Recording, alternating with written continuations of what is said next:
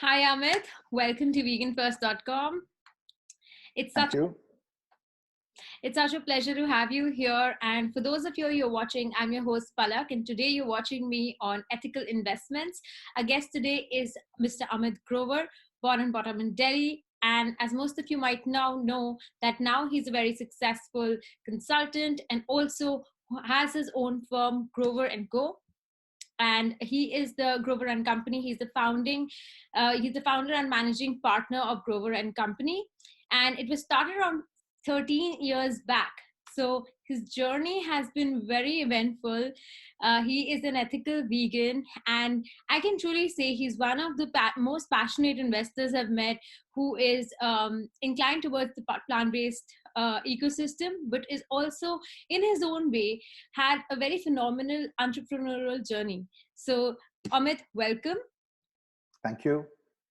Amit, I want to ask you first. You come with a vast experience in the whole food space and also in marketing, especially. So, and then you decided to start. You had a very humble beginning, but now I Yes. see that you've grown quite a bit and you really made a name for yourself. But you Yes. really know the struggles of an entrepreneur. So, tell us a little bit about your journey. I think, to kind of answer that question in the right spirit, my journey, Palak, has been in three chapters. So my first chapter, like you rightly said, was in New Delhi, India. I was born in Delhi and raised in Delhi. I'm a product of a single mom. I lost my dad when I was 2 years old. So women have had a huge impact in my life, especially my mother, my grandmother, and my aunt. These three women are single-handedly responsible for raising me. And I'd like to believe after so many years that they did a good job and a fine job at that. So I grew up in Delhi. I did my education in Delhi Public School, RK-Puram, after which I went to Delhi University. I started my career actually in the consumer packaged goods space. And after my education, my first company that I joined was ITC. Many of your viewers who probably know this company, it's a very large company in India into multiple sectors called the Indian Tobacco Company. So I went through a management training program where I learned the ropes of a lot of businesses that the company was involved in and various departments. After which I chose brand marketing as a department to kind of start my official career in ITC. Did that for a few years. I've gone through some very exciting projects in ITC, starting from the eChopal program to the Wills Lifestyle launch, which is their fashion retail brand back in the day. Did that for a few years, then joined the Tata Group that was bootstrapping a very exciting company in India called Barista Coffee Company. I joined them when there was a single store in Vasant Vihar, Delhi, and kind of lived through the whole journey of 350 stores in India, Sri Lanka, and the Middle East, and kind of was one of the very early members in the team. So I learned heaps. And I must say, after so many experiences, that experience is very near and dear to my heart. I think it was one of the most fantastic leaders that I've worked with, Ravi and Sandeep, who bootstrapped the whole brand. I've learned heaps from them. In fact, I've tried to model my career, even though I don't have so many idols in life, but I've tried to model my career the way Ravi Singh Deol, who was the founder of Barista Coffee Company, a very successful man in his own right, did. So I was obviously at a very young age inspired by him. Did that for a few years, after which my last leg of experience in India was with a company called Seagram India. That is a part of Pernod Ricard International. Now, Seagram India makes alcoholic beverages. So I was kind of looking after a couple of Indian-made foreign liquor brands. So I was looking after brands like Chivas Regal, Glenlivet, Martell, involved in the Blenders Pride, India Fashion Week, and doing some very, very large events in India in the brand marketing space. Did that whole experience for about 11 years when I decided to take a sabbatical. And Palak, that's where my chapter 2 of life starts. So I relocate to one of the most beautiful countries in the world called New Zealand to do a full-time MBA program at the University of Wellington, which is based in their capital city. Did that for 2 years. And in 2007, I guess the entrepreneurial bug bit me in New Zealand, because the New Kiwis say that they like to invent a job rather than kind of find one. So I think I was no different. I was bitten by the bug. I saw this whole, environment of entrepreneurs trying to invent new stuff. Was And that's when I, before you went to sorry. England? Sorry to cut you. No, no, I mean, look, I've always been very entrepreneurial, even in my corporate careers, taking those risks, thinking out of the box. But look, I come from a very humble background. I mean, I don't have many business people in my family to really understand what business looks like. So I had to learn that in my own way through my own journey. And I think New Zealand gave me that platform Right. where I could market my credentials, use my MBA program to the maximum. In fact, Palak, I'm one of the only rare batchmates that got to use my MBA knowledge in each subject that I'd studied, because I went on and became a management consultant, building growth strategies for New Zealand and Australian companies, especially taking them overseas in international markets. And when you're doing something like that, you need to look at an organization in a very holistic perspective, from your strategy to your finance to your human resource, and everything has to come together for a strategy to perform. So very early on, I launched Grover and Company in 2007 out of Wellington. Uh, Back in the day, we didn't really have the concept of co-working spaces and hot desks. So I started my life out of a very popular cafe in Wellington, sipping coffees, marketing my credentials, meeting prospective clients, like any young entrepreneur would. Yeah. And fast forwarding 13 years in this journey, I've had a very organic growth journey. So it's not been any spectacular thing. It's been absolutely hard work. And this is something that I talk to a lot of college students when I'm invited, that look, if you want to make a lot of money, go become a corporate lawyer, join an investment bank. But if you want to be an entrepreneur, you've got to be ready to do the hard grill, because there are no lotteries out here They're that not you're going to win. shortcuts. Sure. Yeah, they're not shortcuts. So look, I've been through the journey where I've been out of pocket. I've slept in my car because I couldn't pay house rent. I've been kicked out of my office because I was sleeping there at night and the security kicked me out. I've gone and taken showers in community swimming pools because I couldn't afford an apartment. So look, I always had a choice of going back to a glorious corporate role, given that I was an MBA and 12 years of multinational experience. But I chose the harder path because I was driven by a dream and a vision that's enough working for other brands. It's time to create your own brand yourself. And I think that drive, overlooked every hurdle that I kind of faced, that ultimately the other side of the rainbow is Yeah. going to be, you're going to look back years and say that was goddamn worth it.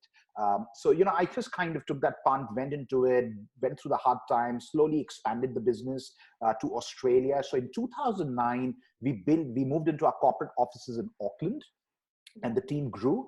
In 2012, I opened the practice in Australia and Sydney. Actually, by default, not by design, all our offices in the world are in the same building as PricewaterhouseCoopers, global offices. So Right. I don't know. It's not by design; it's by fate. But we went into the Key Street Center in Auckland in 2009, which is the New Zealand headquarters for PricewaterhouseCoopers. In 2012, we went to One International Trade Towers, Barangaroo, Sydney, in the heart of Sydney, which is the Asia Pacific headquarters for PricewaterhouseCoopers. In 2017, I expanded the practice to Dubai in the Emirates Financial Towers on Sheikh Zayed Road, which is the Middle East and EMEA, so Europe, Middle East, and Africa headquarters for PricewaterhouseCoopers. So I didn't kind of plan this. Probably my London office is the only office that I opened in 2019, which is not anything to do with PwC. So I've built kind of this consulting business in 13 years, bootstrapped it completely by myself out of cash flows, never taken a single grant or a single dime or a single investment, and built quite an impressive team doing that. So I've worked with about 400 small, medium companies from Australia and New Okay. Zealand. Before you go Yeah, ahead, I want to stop you right there. sure, So, sure. you also mentioned that there was a time you were sleeping in your car, right? Yeah, And or yeah, you were sleeping out of office, and they had to yes, kick you out. Now, when you talk yeah, about the entrepreneurial dream and the journey, yeah, um, yeah, you were sort of mentally prepared that, hey, this is not a sprint, it's a marathon. So it's fine if there are ups and downs, but eventually you see the end goal. What was that goal that motivated you to pull through? And can somebody who's innovating in the plant-based sector, because audience largely is very interested in that, we are talking about subject matters which are ahead of their time sometimes. yeah. So Hmm. uh, so what is that vision that one used to keep in mind to grow into that direction? Look, to answer your question, I was not prepared. I mean, all this happened on the way, and I had no idea what I was getting into. That's the God's honest truth. So I'm not going to camouflage it by saying that, oh, I knew the journey, I was prepared for it, I prepared myself. Absolutely not. Every day was a new struggle that I was not aware that something like that can happen. So I went with the journey. The only thing motivating me was the likelihood of building something that remains after I go from the world. Now, I haven't become an entrepreneur for money. I'd be stupid, kicking a seven-figure, eight-figure dollar salary job in a very large company to kind of live this frugal way for years and years and years and years, expecting an outcome to happen that might take you 10 years before you realize that's happened. So I think what really motivated me, and I guess it's the same story with every entrepreneur, irrespective whether you're inventing plant-based, food, or you're in any other line of work, that it's something that you create as a legacy that you're very proud of, that probably lives and has its own life beyond yourself. And I think, at least for me, I don't know about other entrepreneurs, for me, that was very, very motivating and the cause of my drive, that I went through this journey, that I wanted to build something and kind of, in a very quirky way, etch my name on the stone forever. Like, there's this guy, Indian immigrant, who came to New Zealand and did something that was absolutely spectacular. It was not his country. He was not born here. He didn't have professional or social networks here, yet he attempted something coming seven seas apart, which very few people can, even in their own countries. So that's the God's honest truth. That's what drives me even today, what I'm doing. So, And you yeah. are like, jump into the river, learn how to swim later. Let's just figure it out.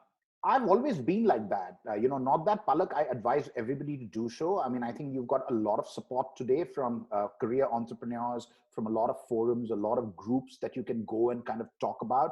But somewhere I do believe that entrepreneurship is not something that is a curated effort, that you learn from other people, put a plan together, and there's no plan that works. It's you got to go with that journey and reinvent every single day as a situation presents itself. So I think this is just firmly what I believe. This is not a rule of thumb.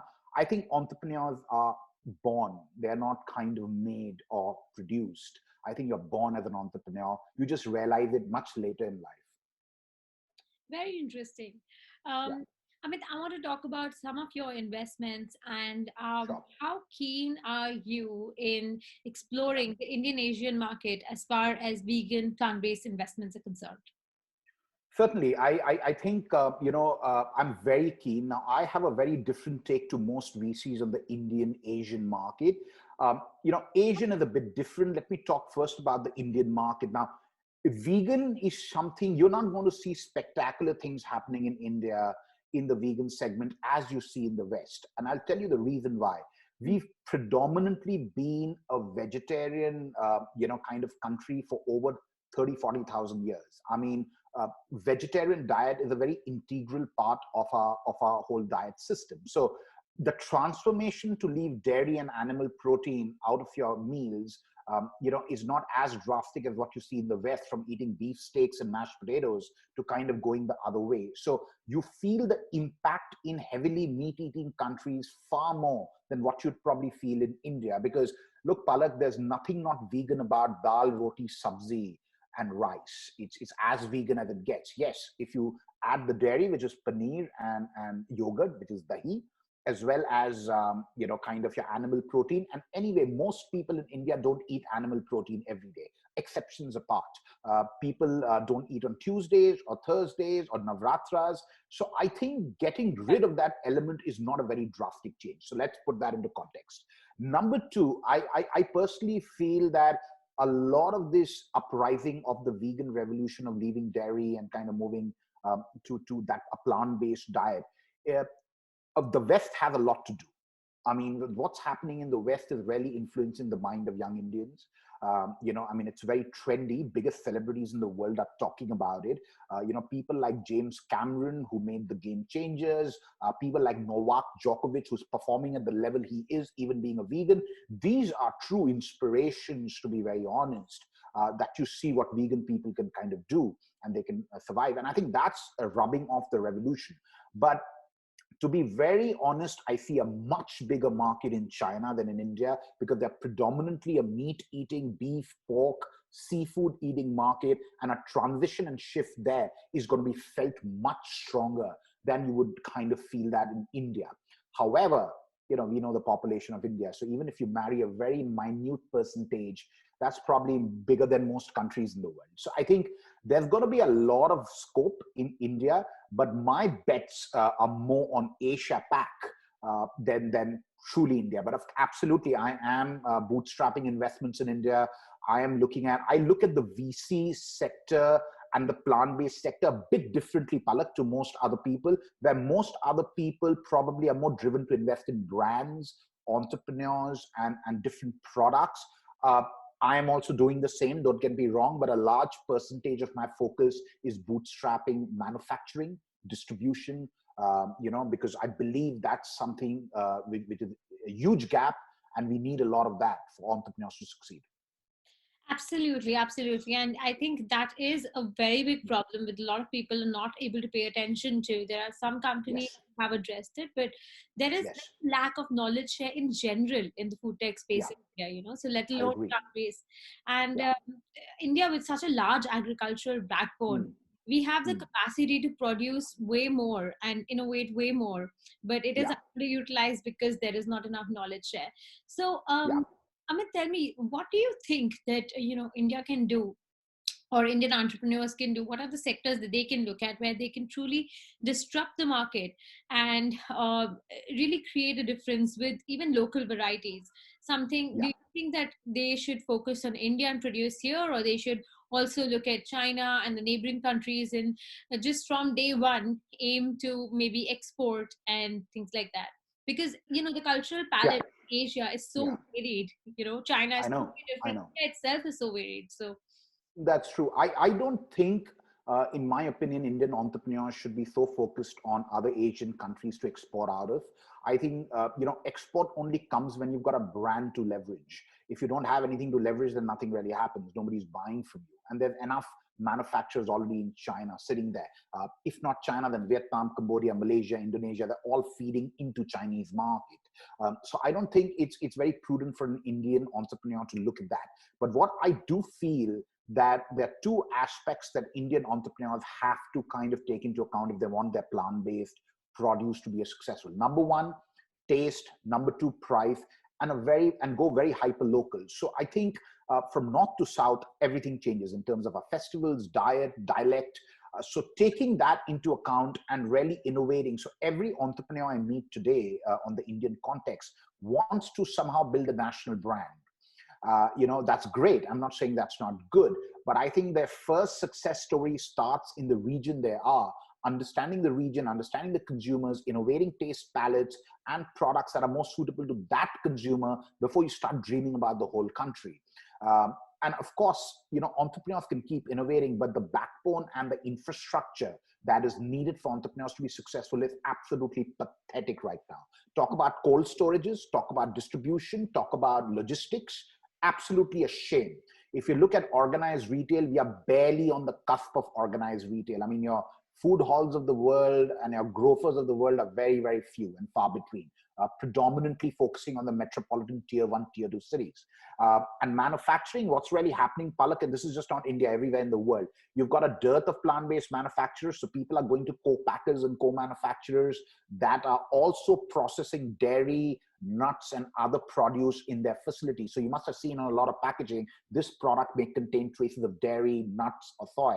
Now, to avoid that and to truly go plant-based, people need to put purpose-built infrastructure on ground, which means investment commitment, so that entrepreneurs can come and white label their products in the facility and have no cross-contamination, no cross-pollination.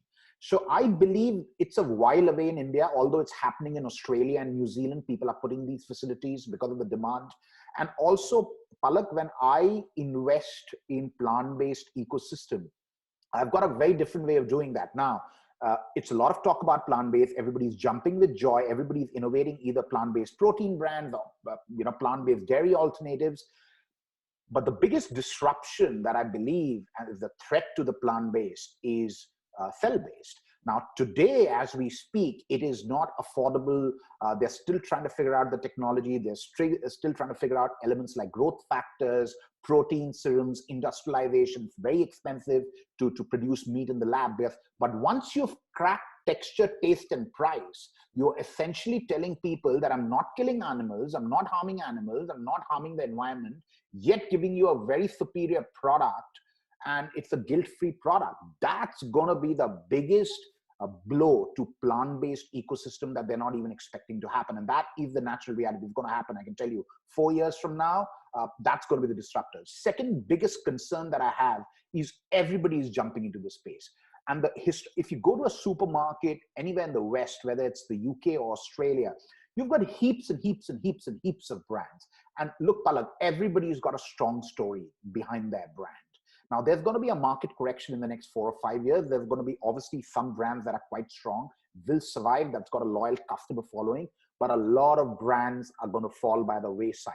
And this whole idiot money investors are putting behind brands just because everybody's talking about plant-based. They're just throwing money without even realizing what the hell they're doing. That's going to a lot of people are going to take a big hit. And that's what I've seen in many industries over the years.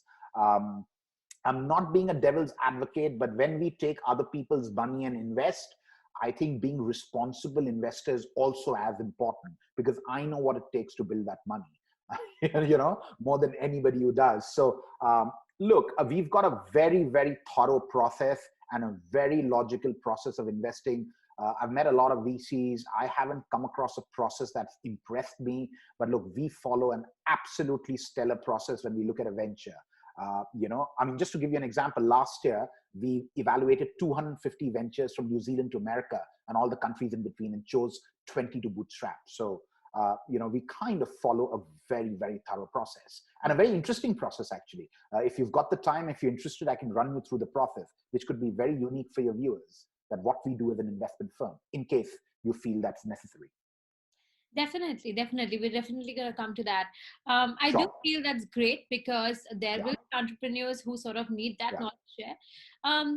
Before that, I wanted to ask you, so Sure.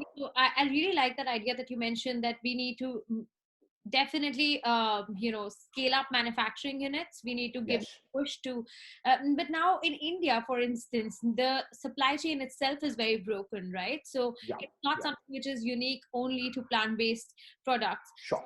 Don't you think this is a function which is sort of overlapping between, which is not just an isolated case. So anybody who is a plant-based, who's interested in the plant-based ecosystem or not, can take this up. And there are other players who would be innovating in this space. Or what is your take on it? My take on this is what India does best. We jump the gun and go to something called jugaad. Now, when the digital revolution happened in the world, for example, when the computer revolution happened, that didn't hit India. Because of our economic stature in the 80s, we were almost a bankrupt country, the emergency era. So we didn't kind of find the advantage with the West did with the computer revolution. But when the digital revolution happened with mobile phones, we were ahead of the curve more than any other country. Look at the penetration of smartphones. And that's what I feel and tell people, and they call me eccentric, that if you're trying to build the logistics and the supply chain, a big element of that is infrastructure. You got to build roads, and those are not overnight projects. It takes billions and billions and billions of dollars. So the government's not going to spend $10 trillion because you want to kind of sell your plant-based chicken. That's not going to happen. So I think what's going to be absolutely pivotal to Indian entrepreneurs and businessmen is build direct to consumer model, because that's what's going to disrupt the market. You've got the smartphones, 70% of our population is under 35. Everybody's using a mobile, everybody's transacting on Paytm. That digital economy that we are today embarking on, and I can tell you, I travel a lot of countries, Palak, and we are ahead of the game in a lot of countries, just that we don't realize it. And I think if entrepreneurs are smart enough to build direct to consumer model, or you'll kind of sweep the market completely. You don't need those kind of logistics, cold storages like your traditional supply chain model thrives on. I think, India is going to be the biggest case study when it comes to direct to consumer models. Give it 5 years and will surprise the entire goddamn world. I mean, Amazon Web Services, everybody's eyeing India, not just because how big our population is, but how digital we are, probably more than many other countries. They're also very hardworking. Labor is cheap. People are ready to run Yeah, around. I think that is, absolutely. yeah, tier two already. Like I think during the lockdown during coronavirus, we could see a Yeah. yeah, we could see a new supply chain building up in front of Hmm. our eyes. Yep. Yep. Absolutely true. In terms of manufacturing, though, now it is kind of impractical to, and Hmm. some of our clients, in fact, at the early stage, have felt this pressure when they have been manufacturing soy milk and have been the only industry players in the last 10 years. Sure. They had to actually share the plant with their competitors in order to both of them Sure. survive and thrive. But it is kind of impractical to now have isolated, especially when you want to reach bulk plants, and also especially in India, for certain Hmm. products. Somewhere we'll have to Hmm. share it, or somebody will have to loan it. What do you think is a good, disruption here? What do you think that one should do, or the government should give more grants, or what kind of Look, it can happen to I this problem? yeah, I don't think we should go the government way. I think people tend to kind of feel the government should do A, B, C, D. Mm, I think there's a lot of deregulation happening in the market, and I think private players have to come in. And that's what government obviously gives you the framework to work out of in terms of subsidies on land if you're into food processing. So, for example, a couple of weeks back, I was on this forum with FICCI and Invest in Odisha. Now, the Odisha government has opened special economic zones. And if you're into food processing, which plant based falls under, they give you subsidies in terms of getting you the land and all. But I think the land is not really the problem. The problem is the desire for most investors. Because look, first time entrepreneurs don't have the capital to put $5 million and wait for 10 years for return. I mean, that's just not going to happen. The Indian entrepreneurial landscape is not as developed and as big and as risk taking as some of the international ones are. So I think the onus lies on people like us as VCs and people like large food. I mean, when I mean large, I don't mean literally the Tata Group or the Unilevers or the Nestle's, but the medium-sized companies to put that infrastructure down that you can white label your. Many entrepreneurs could come, even if they're competing, and white label their product and get a fantastic product out of the door. I think, but where you are going to struggle is the intellectual property. India doesn't, it's not a problem manufacturing with your competitor in the same facility. The problem is how do you protect your brand? How do you protect your recipe and your formulation? And those aspects, are still quite a bit of struggle, Palak, in India. There is the law and the provision, but the enforcement at the level it should be obviously is not as appropriate as we would want it to be. And that's not going to change overnight. So, I mean, those aspects will obviously, look, we are in a very nascent stage. There's going to be a lot of developments happening. But I think the first thing is, without even thinking about intellectual property, there has to be enough will putting down manufacturing for plant-based entrepreneurs and kind of building a food science establishment that can help entrepreneurs go through the process of understanding their product, understanding the technology it takes, bettering their product, and manufacturing from them at an affordable price that they can go and sell to their customers. So that will has to be first there. And we as a company definitely have that will. There is no two ways about it. We are going to bootstrap manufacturing in India. And I think the government is quite happy with the stand we are taking. Tell me a little bit about this partnership, and also about the process that you usually consider while investing in a company. Okay, so we currently don't have a partnership, but it's more like, kind of we on a forum that we are kind of proposing to the Indian government. So to be very honest, we don't have any partnerships in place as yet. However, we are working through a framework of how we might kind of achieve that with both food companies, which are medium-sized food companies. For obviously for confidentiality reason, I might not be able to disclose their names, but we're in discussion with many medium-sized consumer packaged goods producers to look at bootstrapping investment with them to put purpose-built facilities that would kind of solve this problem, at least to start with in the tier 1 cities, and then slowly scale to tier 2 as the demand increases. So that's on one aspect.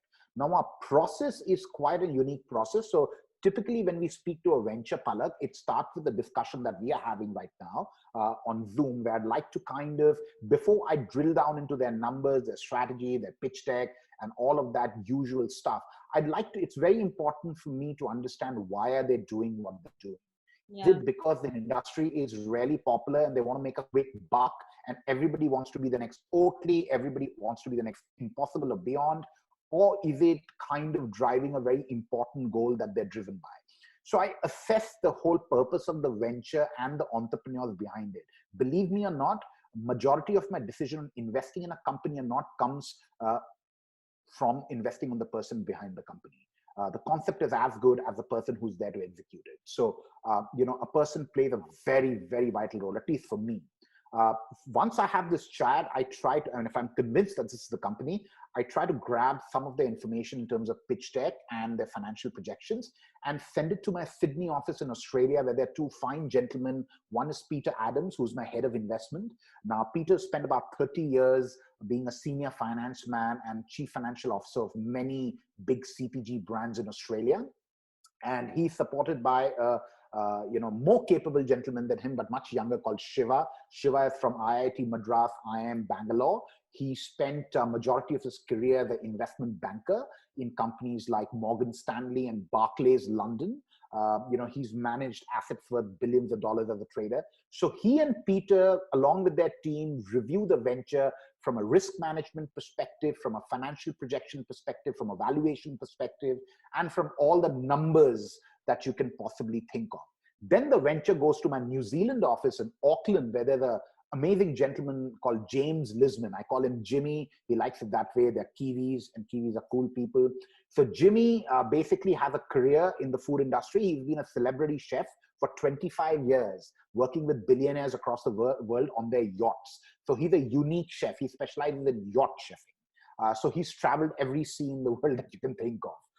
So Jimmy kind of works with us and looks at the venture purely from a taste perspective, with his diversity of his experience, and the food science perspective. So we've got a relationship with an entity in Auckland that specializes in food sciences, which is a conglomerate of 14 food scientists and cutting edge food technology. So Jimmy manages that relationship on our behalf. So, I mean, there's obviously the ventures looked at from both the food science side and the culinary side. Then the venture comes to India, where we don't have an office as yet. It comes to a gentleman called Pankaj. Now, Pankaj spent some time in the US doing his MBA at the Booth School, Chicago University, so Chicago Booth. And after which he came back to India. Currently, he's running a non-for-profit organization that is bootstrapping farmers in UP, producing essential crops and cutting out the middlemen straight going to the market. So he's running this in association with the government of India, a program called Agrikash.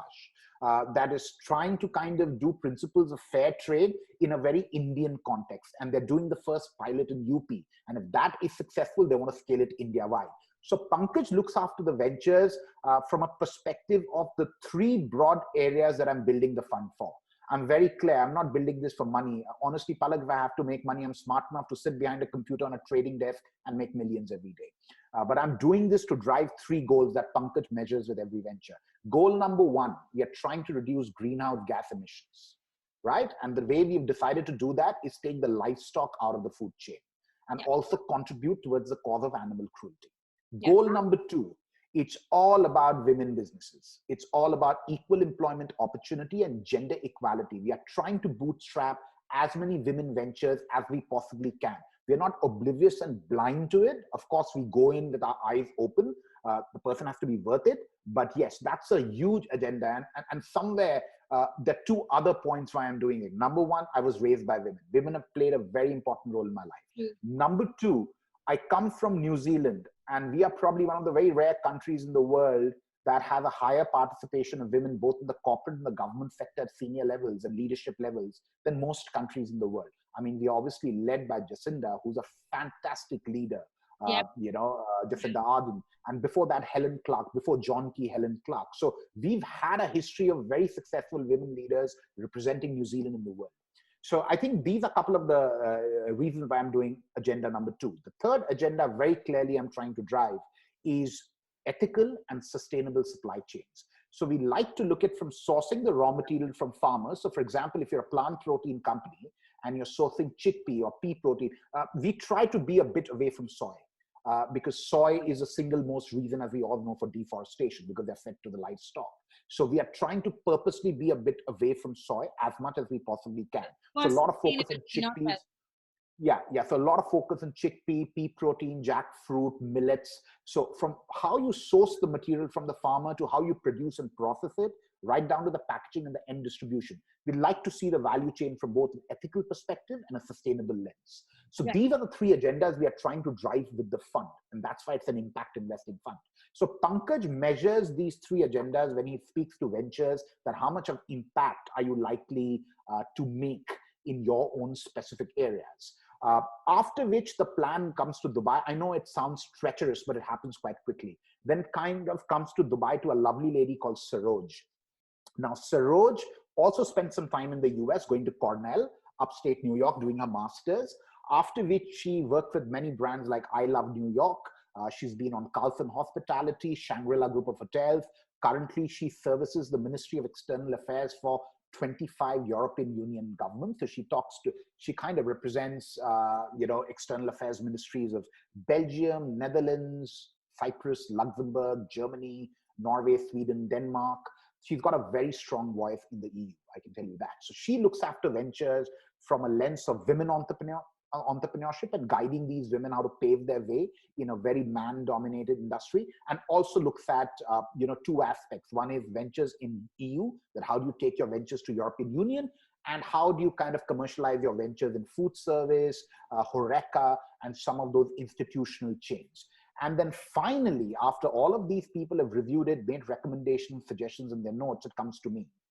And I've already talked about my background a little bit with my CPG and my consulting. And then I kind of take a, kind of a consolidated decision with my background, taking their notes into account. So it's a very, very robust step-by-step where we cross finance, we cross food science and culinary taste, we cross, impact areas, we cross women entrepreneurship and the functional trade, which is consumer packaged goods as a business. So we look at a very, very holistic approach to brands while we choose the ventures to bootstrap. Right, right. This is very interesting, Amit. I'm so glad that your conscious decision making to impact Yeah, in terms of greenhouse emissions, absolutely. it's like Yes. you're doing everything possible to put an ecosystem in place, which is, if not carbon negative, then at least carbon neutral to begin with, also True. gender equal. So Yeah. I'm very impressed by the hard work that you're putting together, Right. and I think that's one of the main reasons why I wanted to interview you, because there are Sure. very few investors, yeah, who've got the priorities right. And Yeah. if you don't do that right now, I mean, there's literally no planet B. So it's not that Yeah. we have a Sure. choice here. But Yeah. what is your take on cell-based meats and that in India? How do you see that playing out? Are you somebody ready to go for cell-based, or do you think that plant-based, not just meats, in fact, plant-based produce and plant-based alternatives are Hmm. sort of also to be given equal amount of attention in a country like India? Well, I mean, to start with, like talked about that point, India is not predominantly a meat-eating country. So no matter what kind of protein, whether lab-based or plant-based, that one kind of works with, you're not going to find the impact that you find in China and some of the other major meat-eating countries. Yeah. Number one, to start with. As far as cell-based meat is concerned, I'm totally sold on the concept. I mean, honestly, I believe that's the future. Yet right now, there are obviously concerns about how you can commercialize the product. Can you get the price down to animal protein level that is selling in the market, which is under $10 a kilo or under $6 a kilo? In terms of a lot of products used to grow the cell, it's basically, as you understand, cell-based meat is nothing but using stem cell therapy, Yeah. stem cell process, that's been inspiring it. So a lot of those growth mediums and serums that you use are either synthetic or extracted out of animal protein substances. So those things have to go. More sustainable serums have to come. So to be honest to and fair to answer that question, there's much research needed before we can kind of make any conclusion of how far this can go. As a concept, as an idea, I think this is the future.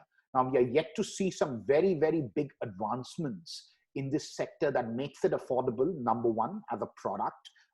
And number two, hits the taste palette and the texture. And number three, which nobody seems to talk about, Palak. You think it's going to be easy convincing a customer to buy a lab-grown meat versus a natural meat, quintessentially a meat eater?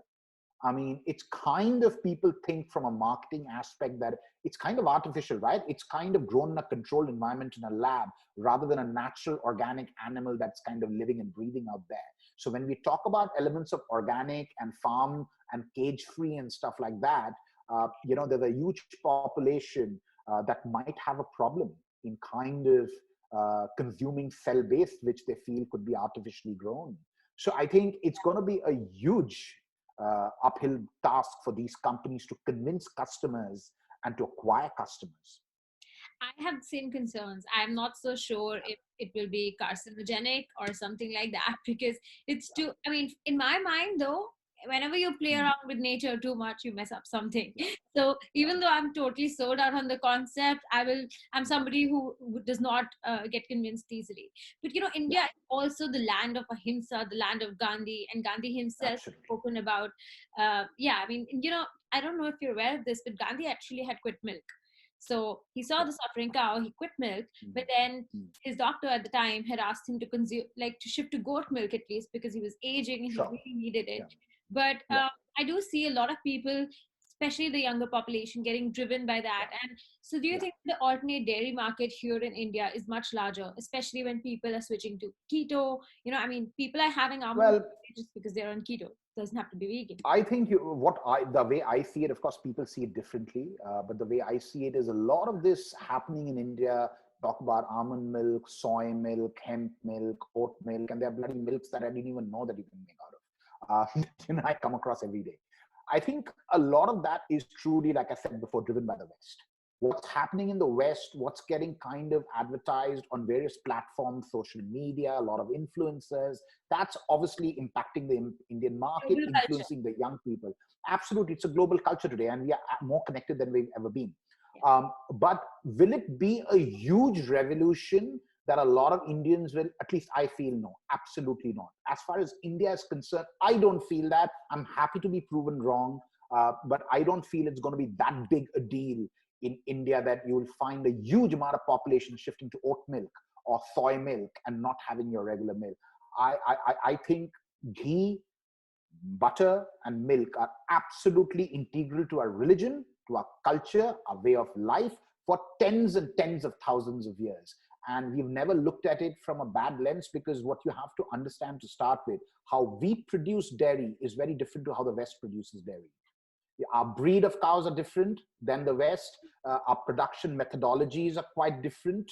Of course, it's changing right now, Yeah. getting inspired by the West. So it's a point of concern. But till a while back, I think our dairy couldn't be compared to the West, because it was very sustainable the way things happened. Yeah. Especially if you look at villages, how ghee is made, how butter is made, how Yeah. you kind of live off the kind of animals.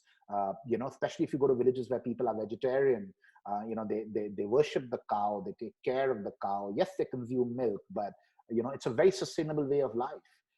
But of course, that's changing with urbanization. All that is changing, and I think there's going to be a bit of shift to plant-based alternatives because of that area. But I can tell you again from my experience, I don't think we're going to see something that drastic in India. Look, we have to understand we are a big population, so even if a slight amount of percentage by it's a lot of volume. But you will not see that impact what you'll see in China, let's say. Sure. That is much more noticeable and impactful. So I want to come to that. I think that Yeah, now what is happening though is yeah, that people are getting aware of how milk is produced. It's not, we yes, are seeing, people choose, I mean, people even promoting ethical milk when it's not actually ethical. So we completely yes, empathize with that. And there's another problem. What happened was that I yeah, think, I still have to look back on it, but the government had banned people from keeping from domesticating cows and sheep and yeah, goats, etc. yeah, So even in sure, Taiwan, and that what happens with that is that you see more stray cattle on the roads, yeah, yeah, and most of the animals that we see now. So that yeah, whole culture, especially in urban cities, that was there, mm, if at all, it mm, was there in very small mm, percentages. That right, you had mm, your own cow and your own farm, etc. It's just not there mm, anymore, and that's yes, why the population is growing. With now also shifting, growing aware of, at least acknowledging that plant-based or yeah, more ethical, yeah, substitutes exist. But there sure. could be a very, very long way till it ever comes to It time. is. It is. I think also what we have to understand, like I spoke before about intellectual property, it's not that the laws don't exist, it's the enforcement of these laws that the government falls short of, because we don't have enough people. It's not that people and youngsters are dying to join the government of India and go into government jobs. I mean, everybody wants a private job and a six-figure salary and an overseas vacation and driving their brand new Honda and living in a flat in Gurgaon and living the life as they kind of say it. But the desire to go into a lot of these departments and change grassroots level just doesn't, it's a problem for government to get talent. Let's put it this way. Otherwise, you won't see those crazy ads the Indian Army and the Indian Air Force comes out with trying to recruit cadets. That should just be a natural choice for a lot of men. Like I jokingly say sometimes to my wife, that, I don't think they make men anymore the way they used to. Back in our parents' time and our grandparents' time. It's very different. It's very touchy-feely today. So kind of not going much into that. It's a politically incorrect, conversation to start. But I personally feel, like I said, that there's going to be a bit of traction on plant-based alternatives. Especially, I see a lot of potential with almond and oat. But there are two sides to it, Palak.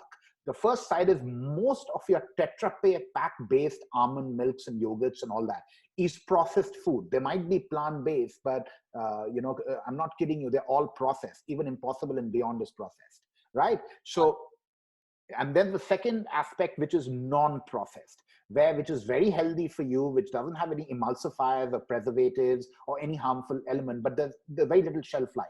And that's where packaging technology has to take a bound and leap to address the shelf stability issue. So I'll give you an example. Sometime back, I spoke to this wonderful couple that makes fresh almond milk in Delhi. I love the product. I love what they do, every bit of that. But it just didn't make sense to me in person from a commercial aspect. I just couldn't see how I'm going to recover my money because the product didn't have shelf life stability. As a result, you couldn't kind of ship it across the country. You had to go locally and put different manufacturing plants and reduce the distance in terms of servicing customers and acquiring customers. So I had to opt out of that investment. Honestly, if that didn't happen, I would have probably invested and probably grown them by now. But sometimes, there's this very fine choice that you have to make, that whether you want to be 9.5 out of 10 on the health scale or compromise with 6.5 to 7 out of 10 on the health scale. So, there's much needed infrastructure, manufacturing, processing, food science development before a lot of these issues can really be addressed and, not be bothered about it anymore. India is also very big on, cooking at home. And so Absolutely. yeah. So do you think that there's good opportunities in knowledge sharing platforms or people who can actually go hyper local? Because at the end of the day, the Indian mind, they still want their dabba from office, no matter how Yeah. much, yeah. I agree. I think there's a lot of potential for fresh food. So I'm bootstrapping a cloud kitchen based Indian business out of Delhi, Bangalore, Chennai, and Mumbai that is doing 100% fresh plant based meals, but not Indian meals. So they're doing Mexican, Italian, Greek, Middle Eastern, Lebanese meals and delivering those boxes every day through Zomato and Uber Eats and Deliveroo and Swiggy, as well as doing these corporate tie-ups with large IT companies that could kind of support their employees with these healthy meal boxes at least once a day. So go vegan Mondays, or one day for women, women employees of your company. So there's this very interesting company trying to do that. Look this company up called Tamu Tamu. It is out of Chennai, and there's a fantastic guy heading it. So they're trying to do that. I'm trying to bootstrap them. We are early days in talking to each other and figuring out how much investment they would need to kind of grow. So yes, that model is very, very important, Palak, because we like to have healthy meals in offices and try to take a dabba. And that comes to the second point, that I'm trying to bootstrap a lot of brands into frozen meals. But those frozen vegan meals, which is microwavable, heat and eat, won't work in India. Why should it work in Asia? Because you get labor which is cheap, right? When you can get a fresh home-cooked meal served to you within 20 minutes in your house, why would you want something frozen? But the West works very differently. It works very, very, very differently. There, the concept of frozen is huge because A, people don't have the time, B, they can't afford help. It's very expensive. So I think these are the obvious solutions to everyday problem, and you want to eat healthy. But in India and Asia, it'll always struggle if you're trying to do frozen meals and packaged meals, even in plant-based. But yes, there's a huge market for fresh delivered plant-based meals, both Indian. I mean, the dabba system is already plant-based. Like if you opt for vegetarian, I mean, they give you a sabzi and dal and salad and roti. If you say that I don't want the dahi, it's 100% plant-based. So how more plant-based will you get? I think you need more international cuisines that you can offer, which is 100% plant-based to those same consumers for a diversity of taste. So that's what Tamu Tamu is trying to address in India. What's going to be hugely beneficial, and this is just what I feel, is restaurants, cafes, hotels, and QSR and Horeca really driving the plant-based. When you offer more menus that are plant-based, so what you can do with a plant-based produce and how amazing your food could taste, I think it's got to be driven from that objective, because taste trumps it all. If you've got the right taste, it trumps across the board. And also, what people sometimes don't realize, that we've been having soya keema and soya chap since we were young kids. I had this we were. I was moderating a panel. This was the exact same thing. Yeah. People still go have their beer with soya chap. Yeah, so I don't think, and that's why I keep coming back to the point, I don't think it's going to be that spectacular in India like people are hoping it to be. Among few of us that are wanting that to happen, and another few who follow us, there's going to be a very minuscule population jumping onto this, getting excited about it, talking about it. I think you're going to see India, and this is where I feel the manufacturing comes in. I think you're going to see India exporting to Africa, to China, to these places, because we are low cost. If we can get the quality right, that's going to be the real game, servicing the world from India, because we can offer people, we've got enough natural produce of chickpeas, millets, peas, and all the necessary ingredients that anywhere people import from India, even jackfruit. Most of the people in UK and America that are making bacon and pork out of jackfruit, including David, they're all importing jackfruit from Kerala and South India. So I think in terms of the supply chain that already exists, and I think this whole thing of buying directly from farmers and processing that in Indian factories and exporting, that's where the game is. It's exporting to all these Western countries because their costs are prohibitive in terms of getting to the consumer. Right. We don't want to do processed food, but we want to increase the shelf life by using technology in packaging to address the shelf life stability, like things like dehydrated packaging, high pressure packaging, and areas like that. We want to give the product as natural as it possibly can be. Yeah. And the whole point of going plant-based is to eat healthy, right? And unprocessed food. So it's one notch better than animal protein, but the next revolution that you're going to see come in plant-based is clean label. Clean label is going to be the next huge driver for everything. And customers are going to be conscious and ask people to make clean. They're not going to want to have processed. In the UK and US. I mean, people are very 100%. aware. Yeah. I know. And that's going to happen in India as well. It's just a question of time. Mm-hmm. Yeah. Wow. No, but look, Palak, it was absolutely fabulous speaking with you, honestly. Likewise. I really enjoyed this conversation, and thank you so much for taking out this time. I want to come to the end of my discussion, and one of my last questions to you is, you say that capital is not enough. Capital merely is not enough. We need smart capital today. Could you please Absolutely. explain that?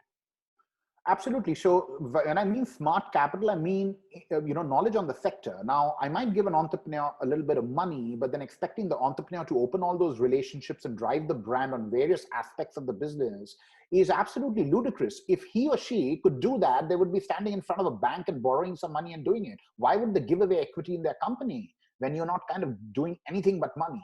And one of the reasons VCs can't do that because they have no knowledge in this field, what it takes. Now, you must have heard this terminology quite often used in the VC line. I'm sector agnostic. Well, I'm not. I'm very sector focused. I am doing what I know very well. I've done this for 24 years. I've bootstrapped food and beverage brands in India, understood logistics, distribution, and supply chain. In my consulting careers, I've built pizza chains across the world. I've built coffee chains across the world. I've taken confectionery companies to over 30,000 duty-frees in the world. So look, I mean, from my perspective, I am doing something that I absolutely understand. I'm not trying to mine Bitcoin. I'm not trying to build an app on fintech because it's the in thing to do. I'm not trying to do a grocery delivery app because people are throwing money at it today. No, I'm not trying to do anything like that. I'm purely trying to do something that I've got very, very deep knowledge in, a lot of passion in, and I've surrounded myself with a leadership team. They all come from food and hospitality in different segments of food and hospitality so that we can kind of do a very focused advice, and grow the business. And another thing about smart capital that we offer, so we not only offer investment, but we offer a 360-degree support system, Palak, that starts from looking at taste and food science, right down to finding the right contract manufacturer, right down to introducing distributors who would take you through retail, food service, QSR, and HoReCa, and opening some of those very important markets and understanding the legislations and the requirements of each country when it comes to food.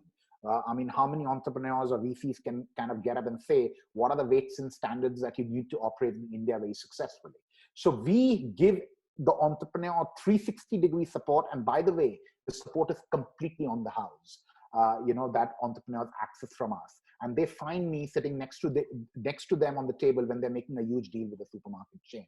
So look, we are active investors, not passive. It is as much my duty, Palak, to help an entrepreneur grow the business and grow the value of my stakes in the company than it is the entrepreneur's duty. And I think I owe it to my investors. They've taken a punt on me. They've seen my passion, and absolutely, I'm loyal to the venture, but more loyal to the investor who is giving me the capital to be able to bootstrap an amazing initiative in the world. And trust me, Palak, this is my first fund. I don't come from a career of managing funds. I'm doing this for the first time. And a lot of people say, how many exits have you happened? I'm like, I'm not in the business thinking about an exit. If you're thinking about exit before starting the business, you're not going to have an exit. Exits happen to people who think about building. So unless you've got a very building mindset, you will not have those, great exits. Number one. Number two, we all know the statistics. 96% of startups don't make it. And the 4% that do, everybody keeps kind of harping on that. So we have a very, very unique investment model that ensures, irrespective whether the startup is a unicorn or not a unicorn, investors still make money at their every phase. So, we ensure that because, we are from the food industry. When we do this process that I told you and took you through, that how we rate ventures, 80% of the filtration happens there. It's amazing. And I think that this was literally knowledge sharing for everybody who's watching this, and we needed to hear this because when people start out, a lot of people start entrepreneurship as passion projects, but sometimes it's very important to understand what kind of expectations we need to put in place with yourself, with other investors. And I feel you're somebody who's really roughed it out. I mean, you told me that I'm not going to take a single penny, but I'm going to first make it profitable, understand, and then 100%. grow. So Yes. And by the way, this fund that I'm building, I'm not taking a single penny out. I mean, I'm all in. If it goes sideways, I'll have to look at another career. Maybe you'll have to give me a job, Palak. So, I mean, I'm all in. Oh, I don't know. I don't think you'll need that though. Any last message for our viewers on Vegan First? I think, it's a great revolution. I've been a vegan myself for 5 years, before which I've been a vegetarian. So it's been a great journey for me. I love to see more people joining this whole journey. Eat healthy, eat sustainable. Health comes first. Everything comes second. It all starts from internal and then goes to external. And I think the vegan revolution that, people like Palak and a couple of my other friends are trying to drive, it's all about from within. So first change within before you expect the environment to change. And I think there's some amazing stuff happening in the vegan ecosystem. And I feel absolutely honored and privileged to be a part of it, even though in a very small way. Thank you so much, Amit. This conversation was amazing. I really love to meet you again sometime. Absolutely. The pleasure is all mine, Palak.